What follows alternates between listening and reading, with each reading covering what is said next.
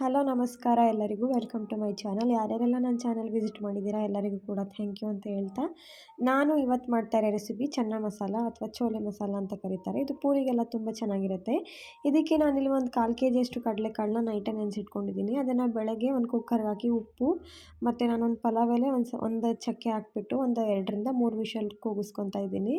2ರಿಂದ 3 ವಿಷಲ್ಗೆಲ್ಲ ತುಂಬ ಚೆನ್ನಾಗಿ ಕಡಲೆಕಾಳು ಬೆಂದಿರುತ್ತೆ. ಇವಾಗ ನಾನಿಲ್ಲಿ ಇಷ್ಟು ಮಸಾಲನ ರುಬ್ಬಕ್ಕೆ ಅಂತ ತೊಗೊಂಡಿದ್ದೀನಿ, ಇಷ್ಟು ಐಟಮ್ಸ್ನ: ಈರುಳ್ಳಿ, ಟೊಮೊಟೊ, ಹಸಿರುಮೆಣಸಿನ್ಕಾಯಿ, ಶುಂಠಿ, ಬೆಳ್ಳುಳ್ಳಿ. ಈಗ ನಾನು ಫಸ್ಟ್ ರುಬ್ಕೊಳ್ಳೋದು ಈರುಳ್ಳಿ, ಬೆಳ್ಳುಳ್ಳಿ, ಶುಂಠಿ ಮತ್ತು ಹಸಿರುಮೆಣಸಿನ್ಕಾಯಿ ಇಷ್ಟನ್ನು ಕೂಡ ಹಾಕ್ಕೊಂಡು ಚೆನ್ನಾಗಿ ಪೇಸ್ಟ್ ಮಾಡ್ಕೊತೀನಿ, ಫೈನ್ ಪೇಸ್ಟು.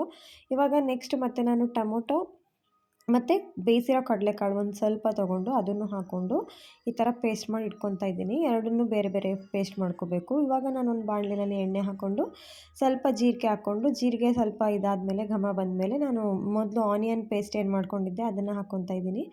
ತುಂಬ ಚೆನ್ನಾಗಿ ಹಸಿ ವಾಸನೆ ಹೋಗಬೇಕು, ಚೆನ್ನಾಗಿ ಡ್ರೈ ಆಗೋವರೆಗೂ ನಾನಿಲ್ಲಿ ಇದನ್ನು ಫ್ರೈ ಮಾಡ್ಕೊತಾ ಇದ್ದೀನಿ. ಇವಾಗ ನೋಡಿ ಡ್ರೈ ಆಗಿದೆ. ನಾನಿವಾಗ ಇದಕ್ಕೆ ಬೇಯಿಸ್ಕೊಂಡಿದ್ನಲ್ಲ ಕಡಲೆಕಾಳು, ಅದನ್ನು ಹಾಕ್ಕೊತಾ ಇದ್ದೀನಿ.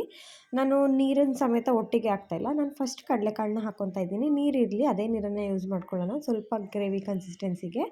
ನಾನಿವಾಗ ಇದನ್ನು ಚೆನ್ನಾಗಿ ಮಿಕ್ಸ್ ಮಾಡ್ಕೊತಾ ಇದ್ದೀನಿ. ಆಮೇಲೆ ನಾನೀಗ ಟೊಮೊಟೊ ಪೇಸ್ಟ್ ಮಾಡಿಕೊಂಡಿದ್ನಲ್ಲ, ಟೊಮೊಟೊ ಮತ್ತು ಕಾಳು ಅದನ್ನು ಕೂಡ ಹಾಕಿ ಅದು ಕೂಡ ಚೆನ್ನಾಗಿ ಹಸಿ ವಾಸನೆ ಬರೋವರೆಗೂ ಹಸಿ ವಾಸನೆ ಹೋಗೋವರೆಗೂ ಚೆನ್ನಾಗಿ ಫ್ರೈ ಮಾಡ್ಕೋಬೇಕು. ಇವಾಗ ನೋಡಿ ಫ್ರೈ ಆಗ್ತಾಯಿದೆ. ಇವಾಗ ಹಸಿ ವಾಸನೆ ಎಲ್ಲ ಕಂಪ್ಲೀಟಾಗಿ ಹೋಗಿದೆ. ನಾನಿವಾಗ ಇದಕ್ಕೆ ಸ್ಪೈಸಸ್ಗಳನ್ನ ತೊಗೊಂಡಿದ್ದೆ.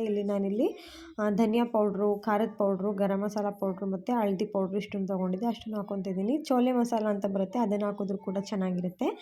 ನನ್ನ ಹತ್ರ ಅದು ಇರಲಿಲ್ಲ, ಹಾಗಾಗಿ ಈ ಸ್ಪೈಸಸಲ್ಲೇ ಮಾಡ್ತಾಯಿದ್ದೀನಿ. ಅದನ್ನು ಹಾಕಿ ಮಾಡಿದ್ರೂ ಕೂಡ ಚೆನ್ನಾಗಿರುತ್ತೆ, ಹಿಂಗೆ ಮಾಡಿದ್ರೂ ಚೆನ್ನಾಗಿರುತ್ತೆ.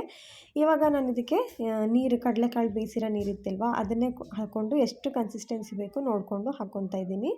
ಇವಾಗ ನಾನು ಇದಕ್ಕೆ ಕೊತ್ತಂಬರಿ ಸೊಪ್ಪು ಮತ್ತು ಸ್ವಲ್ಪ ಕಸೂರಿ ಮೇಥಿ ಹಾಕ್ಕೊಂಡು ಮಿಕ್ಸ್ ಮಾಡ್ಕೊತಾ ಇದ್ದೀನಿ. ಇನ್ನು ಸ್ವಲ್ಪ ನೀರಿತ್ತು, ಅದನ್ನು ಕೂಡ ಹಾಕ್ಕೊಂಡು ನಾನೊಂದು ಸ್ವಲ್ಪ ಗ್ರೇವಿ ಕನ್ಸಿಸ್ಟೆನ್ಸಿನ ಈ ಥರ ಮಾಡ್ಕೊಂಡಿದ್ದೀನಿ.